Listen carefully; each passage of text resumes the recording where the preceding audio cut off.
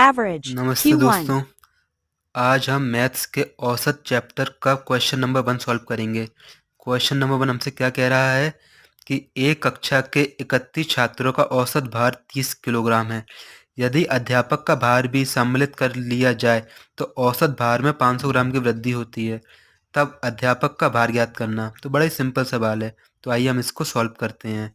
देखिए, पहले जैसे हम देखें, इसमें छात्रों की संख्या जो हमको दिया हुआ है सवाल में ही 31 है, और छात्रों का औसत जो हमको सवाल में दिया गया वो 30 किलोग्राम है।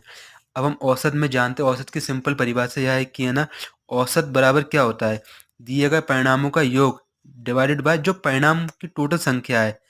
तो इसमें हमको औसत दिया हुआ है और परिणामों की संख्या दी गई है, हमको योग निकालना है।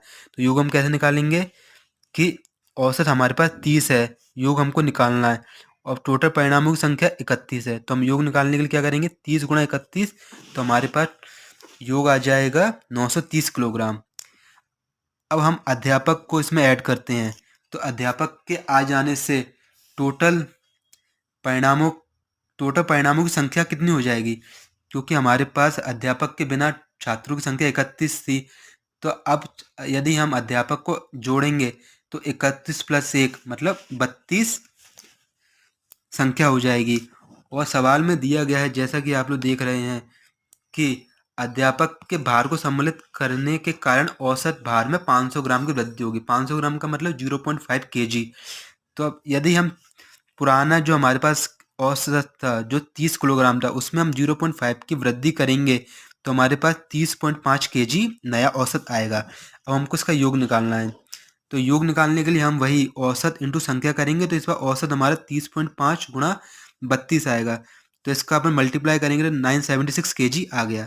अब हमको निकालना है अध्यापक का भार। तो बड़ा सिंपल है, अध्यापक का भार निकालने के लिए तो नया योग आया उससे हमको पुराने योग को डिवाइड माइनस करना है, जिससे हमारे पास अध्यापक का भार आ जाएगा।